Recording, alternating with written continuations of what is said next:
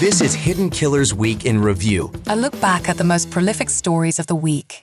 This is the Hidden Killers podcast with Tony Brueski. Featuring former FBI Special Agent and Chief of the Counterintelligence Behavioral Analysis Program, Robin Dreeke. There's so many questions with the case against Richard Allen and these Delphi murders. I suppose one could say, well, I mean, if you're going to be a killer, you got to start somewhere if that's what you're going to do. But how often does somebody in their mid-40s decide, I think I'm going to go kill two girls out in the woods and that's it, and then just leave the bodies and put some sort of weird ritualistic thing on that this guy has no real history of being involved with? I mean, it just doesn't seem to add up. It doesn't happen. And you said, you don't wake up one day and say, today I'm going to murder someone. Mm-hmm. These are escalations in behavior. Typically, there are mutilations of animals. There's other violence in their relationships that they have that are demonstrated, that can be articulated. Even when there's depression involved with someone in mental health, they generally don't go to this extreme. And so also the other thing that we're missing here is a triggering event. Mm-hmm. Usually that someone that's on this unhealthy arc that's going to end in this type of violence, they're escalating to feeling disenfranchised, the victim mentality, being a wound collector, mental health, whatever the issues are. And then there's a triggering event that sends them over the edge that goes, I'm going to commit this crime and do this violence to another human being. What's the triggering event? What's the triggering event? What's the motive? What's any of it? I mean, I'm just flummoxed by the entire thing. Again, when the trial starts and we see all the evidence, mm-hmm. I'm hoping I'm not eating my words on all this, but from what we see, from what's being put out there, I just don't see how the confessions are matching the behavior. Yeah. Well, I mean, we haven't seen the probable cause affidavit, so I'm really curious as to what exactly is there. I mean, that's why we have trials. That's why we do this, so we can, look at the evidence before we make a final judgment. But again, it would just be so out of left field in human behavior in general. Even if you were to say there's a mental illness going on here or this or that, it still doesn't fit any of those molds. Typically, look at like a Koberger or something like that. Obviously, he's innocent until proven guilty, but we can look at his behavior arc. We can look at all the things that led up to that day and go, it kind of makes sense. I could see that guy, there's clearly an issue with women, very odd, just sense of self, and go, yeah, I can see him doing that. Not this guy.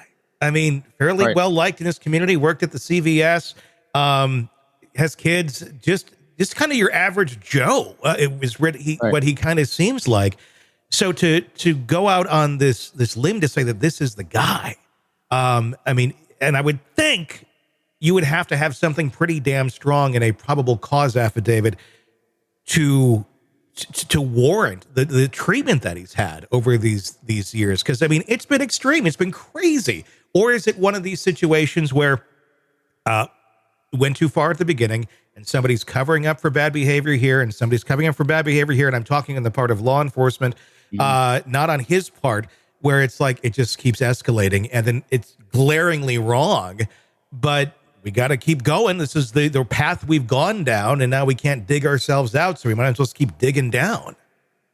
And now and then we see this in case. Excuse me. Now and then we see this in cases, and we just got done talking about it with Karen Reed as well, where you're not, law enforcement isn't thinking ahead far enough to think of how big an impact or how big this case is when they all of a sudden resort to the lazy, easy answer. Mm-hmm. We don't like Karen Reed, so let's just make it easy. We heard her say she thinks she might have done it. Let's just pin it on her and be done with this. And so we'll be sloppy about everything we do because who cares? It's on her. No one likes her anyway. Yeah. I mean, that's, again, I'm oversimplifying a very complex and horrible case, but I think in my opinion, it's a case of law enforcement got lazy because they thought they could. Mm-hmm. Same thing might have happened in this case. Hey, we got a guy that all of a sudden, we kind of put some pressure on him. He's kind of depressed anyway. And so he's like, oh, here's an easy way to end my life. I'll just say I did it. Yeah. So let's just make this easy and go with him. And so when you take the easy route, you're not paying attention, dotting the I's, crossing the T's, and then all this mess happens because they just did a poor job. Because what I'm really curious about in this one as well is you have a defense team that cares very deeply and passionately about exonerating him and saving his life. Yes. There's a reason behind that as well. And I'm really, really curious about what they see, what they know. And I believe they think he's more innocent than Alan wants to be, just because he might even just be like, just at this point, I just give up. I mean, So think about this. Put yourself, here's our empathy hat. Be Alan. Yeah. If you are, again, from the little dots, very limited data points, if you're suffering from some depression, you're not feeling too good about yourself, and then all of a sudden someone accuses you of murder, and you're like, screw it. Might as well. I did it. Yeah. And at this point, it'd be very easy to understand why he would be in that state, being broken down as much as he had. But you got a good point there with the defense attorneys going through hell to keep trying to represent him and not just walking off going, yeah, he's probably guilty anyhow. Good luck. And fighting to stay on his team when they were dismissed. And they're not making any money on this either. That's the other part. That is very unusual. I mean, this is a righteous group. And I use that word righteous because they believe it's extremely important for them to do this. Yeah. There's compulsion in there, a human factor that's going into their behavior and their actions that is really important to keep part of this process and understanding as well, I think. Yeah. And it says a lot too, that people are going to do that and spend a lot of their time, a lot of their, I mean, they're talking like when he was at the other facility, it was like a 2-hour drive just to go see him. And for no money either. They're not profiting off of this. I mean, maybe they'll do a book or something, but this is why I think, good defense attorneys become defense attorneys for a case like this, where you can truly make a difference in someone's life if you truly believe that they are really being dealt a bad hand. So here's an interesting way to kind of think about this as we're reflecting on Alan in this case. So now, since you mentioned Koberg, think about Koberger's lawyer and his defense lawyer. This is a highly paid defense lawyer doing a lot of procedural work on the process. Seems very mechanical, very, very talented, doing a very good job. Sure. And even in the Rex Heuermann case, defense there, very, very procedure based, very, very doing my job based. And then when you look at and you feel the emotional difference between Alan's defense team and all these others, there's a big difference. Yeah. And the big difference is, and we said it in espionage all the time, happy people don't commit espionage. Happy people or healthy people don't murder people.